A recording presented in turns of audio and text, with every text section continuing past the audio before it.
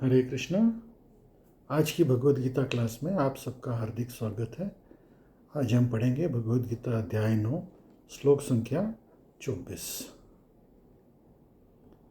अहं हि सर्वयज्ञानां भोक्ता च प्रभुरेव च न तु मामभिजानन्ति तत्त्वेनातश्च वन्ति ते। अनुवाद: मैं ही समस्त यज्ञों का एकमात्र भोक्ता तथा स्वामी हूँ। अतः जो लोग मेरे वास्तविक दिव्य स्वभाव को नहीं पहचान पाते वे नीचे गिर जाते हैं। तो यहाँ पे भगवान बहुत साफ साफ बोल रहे हैं कि आप यज्ञ में जो भी आहुति देते हैं, चाहे किसी भी देवता के नाम की, तो उनका स्वामी कौन है? स्वामी तो भगवान ही है। आप किसी भी देवता के नाम की आहुति देंगे, देवता क्या करेंगे? उसको ले जा करके भगवान को ले जा करके देंगे। आप जैसे फॉर एग्जाम्पल इंद्रदेव की पूजा कर रहे हो और इंद्रदेव से आप मांगते हो, प्रभु आप बारिश करते हो तो बहुत अच्छी बात है, लेकिन अब मेरे पास तो मोटरसाइकिल है, अभी मैं मोटरसाइकिल में जाता हूँ तो भीग जाता हूँ, मेरे को एक गाड़ी दिला दो, एक मर्सिडीज़ गाड़ी दिला दो। तो इंद्रदेव आपकी एप्लीकेशन जो है वो बनाता है, उसके अंदर वो आपके सारे क्रेडेंशियल्स अटैच करता है और आपकी फ़ाइल ब्रह्मा जी के आगे रख देता है। ब्रह्मा जी उसको आगे भगवान तक ले जाते हैं। तो भगवान जो है वो बोलते हैं, अच्छा गाड़ी देना है, ठीक है, नैनो गाड़ी दे दो। बोला नहीं, वो मर्सिडीज मांग रहा है। बोला नहीं, एलिजिबिलिटी नहीं है।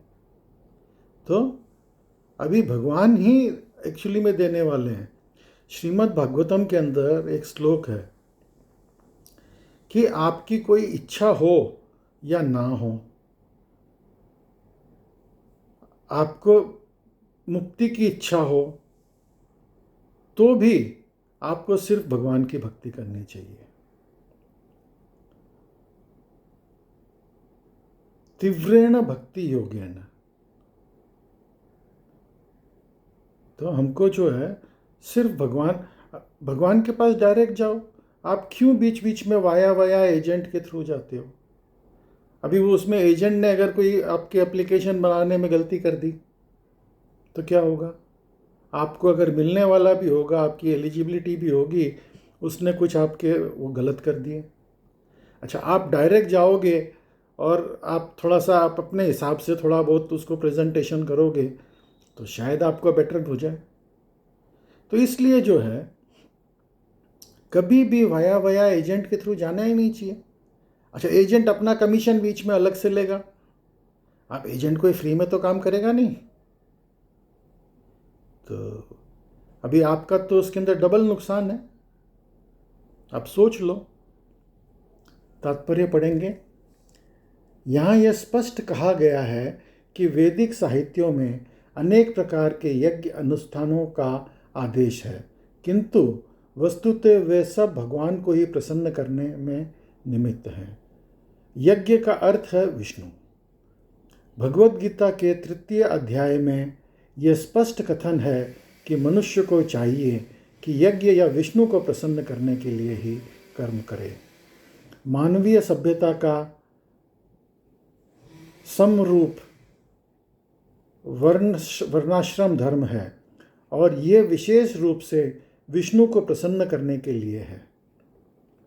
इसलिए इस श्लोक में कृष्ण कहते हैं, मैं समस्त यज्ञों का भोक्ता हूँ क्योंकि मैं परम प्रभु हूँ, किंतु अल्पज्ञ इस तथ्य के से अवगत न होने के कारण क्षणिक लाभ के लिए देवताओं को पूजते हैं। वो लोग सोचते हैं कि भाई ये आसान हो जाएगा काम, लेकिन आसान नहीं, उसमें आपका नुकसान ही हो जाएगा। अतः वे इस संसार में आ गिरते हैं और उन्हें जीवन का लक्ष्य प्राप्त नहीं हो पाता। यदि किसी को अपनी भौतिक इच्छा पूर्ति करनी हो तो भी अच्छा यही होगा कि इसके लिए परमेश्वर से प्रार्थना करें। यद्यपि यह शुद्ध भक्ति नहीं है, फिर भी इस प्रकार से वांछित फल प्राप्त हो सकेगा। मैंने भगवान की प्रार्थना हमको शुद्ध भक्ति के लिए करनी चाहिए, लेकिन ठीक है, कोई बात नहीं। सकामो वा अकामो वा, आपके कोई सकाम आपके जो मन में इच्छाएं हैं उसके लिए, अकाम अगर आपके मन में कोई इच्छा नहीं है, अकाम हुआ। मोक्ष काम उदार दी, अगर आपके मन में मोक्ष की इच्छा है तो भी। देने वाला कौन है? देने वाला सिर्फ भगवान है। तो इसलिए हमको सिर्फ भगवान की ही पूजा करनी चाहिए, बिना बीच में कोई एजेंट को लाए हुए, बिना बीच में एजेंट का कमीशन टाइम बर्बाद किए हुए। अगला श्लोक पढ़ेंगे। यान्ति देवव्रता देवान् पितॄन् यान्ति पितृव्रताः भूतानि यान्ति भूतेज्या यान्ति मध्याजिनोऽपि माम्। अनुवाद: जो देवताओं की पूजा करते हैं वे देवताओं के बीच में जन्म लेंगे। जो पितरों की पूजा करते हैं वे पितरों के पास जाते हैं। जो भूत प्रेत की उपासना करते हैं वो उन्हीं के बीच जन्म लेते हैं। और जो मेरी पूजा करते हैं वो मेरे साथ निवास करते हैं। तब आप सोच लो, आपको किसके साथ निवास करना है? आपको देवताओं के साथ निवास करना है, बहुत अच्छी बात है, कोई बात नहीं, आप देवताओं के साथ निवास करो। आपको पितरों के साथ रहना है, आपको भूत प्रेत के साथ रहना है, आपकी इच्छा है, आपकी। तो भगवान तो यहाँ पे खुली ऑफर दे रहे हैं कि भाई ठीक है, आप जिसके साथ में रहना है उसकी पूजा करो। मेरी पूजा करोगे मतलब भगवान की पूजा करोगे तो आप भगवान के साथ रहोगे। बहुत सिंपल है। तात्पर्य पढ़ेंगे। यदि कोई चंद्र, सूर्य या अन्य लोकों में जाना चाहता है तो वह अपने गंतव्य को बताए गए विशिष्ट वैदिक नियमों का पालन करके प्राप्त कर सकता है। इसका विशेष वर्णन वेद में कर्मकांड अंश में हुआ है, जिसमें विभिन्न लोकों की स्थित देवताओं के लिए विशिष्ट पूजा का विधान है। इस प्रकार विशिष्ट यज्ञ करके पितृलोक प्राप्त किया जा सकता है। पिशाच पूजा या काला जादू करके अनेक लोग इस काले जादू का अभ्यास करते हैं और सोचते हैं कि यह अध्यात्म है, किंतु ऐसा कार्यकलाप नितांत भौतिकवादी है। इस तरह शुद्ध भक्त केवल भगवान की पूजा करके निसंदेह वैकुंठ लोक तथा कृष्ण लोक की प्राप्ति करता है। इस श्लोक के माध्यम से ये समझना सुगम है कि जब देवताओं की पूजा करके कोई स्वर्ग प्राप्त कर सकता है तो फिर शुद्ध भक्त कृष्ण या विष्णु के लोक को क्यों नहीं प्राप्त कर सकता। दुर्भाग्यवश अनेक लोगों को कृष्ण तथा विष्णु के दिव्य लोकों की सूचना नहीं है, अतः न जानने के कारण वे नीचे गिर जाते हैं। यहाँ तक निर्विशेषवादी भी ब्रह्म ज्योति के नीचे गिरते हैं। इसलिए कृष्ण भावनामृत आंदोलन इस दिव्य सूचना को समुच्चय मानव समाज में विस्तृत करता है कि केवल हरे कृष्ण मंत्र के जाप से ही मनुष्य सिद्ध हो सकता है और भगवत धाम को वापस जा सकता है। आपको अगर नॉर्थवर्ड्स जाना है तो आपको वो नॉर्थ जाने वाली ट्रेन में बैठना पड़ेगा। आप साउथ जाने वाली ट्रेन में आप बैठ जाओगे तो नॉर्थ की तरफ कैसे जाओगे? पॉसिबल ही नहीं है। हाँ, आप साउथ की ट्रेन में बैठोगे, आप साउथ की तरफ चले जाओगे। आप वेस्ट की ट्रेन में बैठोगे, आप वेस्ट की तरफ चले जाओगे। तो आपका लोग बाग बोलते हैं कि भाई हम कहीं पे भी बैठेंगे हम गंतव्य आप पहुंच जाओगे, लेकिन वो गंतव्य अलग होगा। ऐसा नहीं है कि सारे गंतव्य एक ही हैं। ऐसा कैसे? आपको नॉर्थ जाना है तो नॉर्थ की ट्रेन में नॉर्थ की टिकट कटा के बैठनी पड़ेगी, है ना? तो इसलिए आपको सिर्फ भगवान की ही पूजा करनी चाहिए। और लोगों को ज्ञान नहीं है और उसी लिए पूरी भगवत गीता में हर जगह बार बार ये कहा गया है कि प्रामाणिक गुरु के पास जाएं। आप प्रामाणिक गुरु के पास जाएंगे तो वो आपको सही तरीके से गाइड करेगा कि भाई नहीं, आप ऐसे पूजा करो, ऐसे भक्ति करो, ऐसे भगवान की आप उपासना करो, तो वो आपको सही बताएगा। वो आपको बताएगा ये ट्रेन आपके लिए सही है, यहाँ बैठोगे तो यहाँ पहुँचोगे, जैसे गाइड बताता है। अभी आप गाइड की सहायता नहीं लोगे तो फिर आप गलत जगह पहुँच जाओगे, उसमें किसी और का क्या दोष। आपको सहायता तो लेनी ही पड़ेगी। अगला श्लोक पढ़ेंगे। पत्रं पुष्पं फलं तोयं यो मे भक्त्या प्रयच्छति तदहं भक्त्युपहृतम् अश्नामि प्रयतात्मनः। अनुवाद: यदि कोई प्रेम तथा भक्ति से मुझे पत्र, पुष्प, फल या जल प्रदान करता है तो मैं उसे स्वीकार करता हूँ। बहुत ही इम्पोर्टेंट श्लोक है ये भक्ति के लिए। अभी सोचिए, भगवान साफ बोलते हैं कि मैं क्या ग्रहण करता हूँ। भगवान साफ बोल रहे हैं कि मैंने एकदम शुद्ध हिंदी है ये। उसमें ये क्या बोल रहे हैं? कोई मुझे भक्ति से, प्रेम से, भगवान को बिना, अभी एक एग्जाम्पल बताता हूँ। दुर्योधन के पास में भगवान युद्ध के पहले, महाभारत युद्ध के पहले जब शांति दूत बन के गए थे तो दुर्योधन ने उनके लिए भोजन का इंतज़ाम किया था, 56 भोग। उन्होंने भगवान से बोला भगवान आइए भोजन करेंगे साथ में। तो भगवान बोले नहीं दुर्योधन, अभी ऐसा है कि न तो मैं भूखा हूँ। दो परिस्थिति में लोग किसी के यहाँ पे जा कर के भोजन करते हैं। एक तो ये है कि वो भूखा है, दूसरा कि उस दूसरे आदमी को हमसे बहुत ज़्यादा प्रेम है। अगर वो प्रेम है तो वो चला जाएगा, और या वो भूखा है, बहुत ज़रूरत है उसको, तो वो जा कर के कर लेगा भोजन। बोला न तो मैं भूखा हूँ और न तुमको मेरे से इतना प्रेम है। तो भगवान क्या करते हैं? भगवान जाते हैं विदुर जी के घर पे। अब विदुर जी की पत्नी जो है वो स्नान कर रही थी, तो जैसे ही उसको पता चला कि भगवान आए हैं, वो जल्दी जल्दी में आई और भगवान को देख करके खूब रोने लगी और खूब प्रसन्न हुई।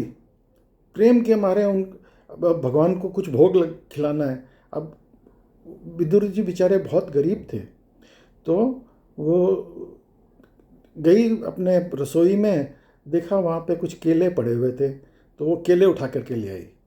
अब केले उठाई और भगवान को आसन दे करके बिठाया, बोला प्रभु केले खाइए। अब वो छील करके केले तो नीचे फेंकती जा रही है और छिलका भगवान को दिए जा रही है, और भगवान बड़े प्रेम से वो छिलका खा रहे हैं। अब आप सोचो कि भगवान प्रेम से छिलका खा रहे हैं, केले वो नीचे फेंक रही है। विदुर जी आए, बोला अरे ये क्या कर रही हो? हैं? बोले केले खिला रही हो भगवान को। बोले क्या केले खिला रही हो? तुम तो देखो केले तो तुमने सारे नीचे फेंक रखे हैं, तुम भगवान को खाली छिलका खिला रही हो। तो वो बहुत ही सुंदर भजन है, दुर्योधन का मेवा त्यागा, साक विदुर घर खायो। तो भगवान जो है वो सिर्फ प्रेम के भूखे हैं। वो सिर्फ जो है पत्र, पुष्प, फल और जल, इस कैटेगरी में जो भी चीज़ आता है, अभी जैसे आप ये जो भी सब्जी, फल, सलाद, रोटी, ये सब जो है ये उसी कैटेगरी में आता है। तो आप भगवान के लिए प्रेम से भोग बनाइए और भगवान को प्रेम से अर्पण करेंगे तो भगवान उसको पाते हैं। अभी भगवान जो है वो उसको खा नहीं लेते हैं। आपको लगता है कि मैं गरीब आदमी हूँ, मैं सब भगवान खा लेंगे तो फिर मेरे को, अरे भगवान कोई आपके उसके लिए थोड़ी भूखे बैठे हैं, वो तो आपके प्रेम के भूखे हैं। वो आपका जो है जो प्रेम है वो तो खा लेंगे। और जो भी कुछ आपने भोग में रखा है वो प्रसाद के रूप में आपको ही वापस दे देंगे। और आप उस प्रसाद को पा करके, प्रसाद को आप पाएंगे, ग्रहण करेंगे, तो आपकी खुद की शुद्धि होएगी। वही आप बिना भोग लगाए बिना खाओगे और जो भोग लगा हुआ खाओगे, तो दोनों जो है, दोनों में टेस्ट में फ़र्क है। आप कभी भी ट्राई करके देखो, भगवान का प्रसाद के अंदर एक स्पेशल टेस्ट आ जाता है, क्योंकि उसके अंदर भगवान का जो जूठन है, भगवान का जो भगवान जो भोग उसको देखते हैं, तो उसके अंदर भगवान का एक स्पेशल ताकत आ जाता है और वो आपको शुद्ध करता है। तो भक्ति के लिए ये बहुत इम्पोर्टेंट है। और भगवान भी यही बोलते हैं, बोले मैं उसको स्वीकार करता हूँ। अभी गरीब से गरीब आदमी भी एक तुलसी का पत्ता कहीं से भी ला करके दे सकता है, एक ग्लास जल भर करके भगवान को अर्पण कर सकता है। भगवान ये नहीं देखते कि आप क्या अर्पण कर रहे हो, भगवान ये देख रहे हैं कि आपके पास क्या था और आपने क्या बचा लिया अपने खुद के लिए और उनको क्या अर्पण नहीं किया। ये भगवान जरूर देखते हैं। आपके पास में अगर कुछ नहीं है, आपने जो भी कुछ है वो तुलसी जल वगैरह जो भी कुछ अर्पण कर दिया, भगवान प्रेम से उसको ग्रहण कर लेंगे। लेकिन आप जो है अपने लिए तो 56 भोग रख लो और भगवान को जो है खाली तुलसी और मिश्री खिला करके बोले कि भाई भगवान को मिश्री का भोग लगा देना, मखाने का भोग लगा देना। अरे ये कोई बात हुई? आप तो अपना 56 भोग बना के खाओ और भगवान को मिश्री का और मखाने का भोग लगा देना, क्यों? भगवान के लिए बढ़िया से बढ़िया 56 जो आपकी कैपेसिटी में है, ताकत में है, वो बनाओ, वो भगवान को भोग लगाओ और प्रसाद में आप भी खाओ। तो भगवान तो सिर्फ प्रेम के भूखे हैं। आपका प्रेम, कि आप कितने प्रेम से भगवान को प्रसन्न करना चाहते हो। आपने भगवान को प्रसन्न कर लिया तो फिर और किसी को प्रसन्न करने की ज़रूरत ही नहीं है। तो ये बहुत ही इम्पोर्टेंट श्लोक है यहाँ पे, जो भगवान साफ बोलते हैं कि मैं क्या खाता हूँ। अभी भगवान प्याज लहसुन ये सब यहाँ पे नहीं लिखा है। तामसिक खाना, मांसाहार, मछली, अंडा, ये सब भगवान नहीं खाते हैं। तो आज की भगवद गीता क्लास में आप सब सम्मिलित हुए, उसके लिए बहुत बहुत धन्यवाद। हरे कृष्णा।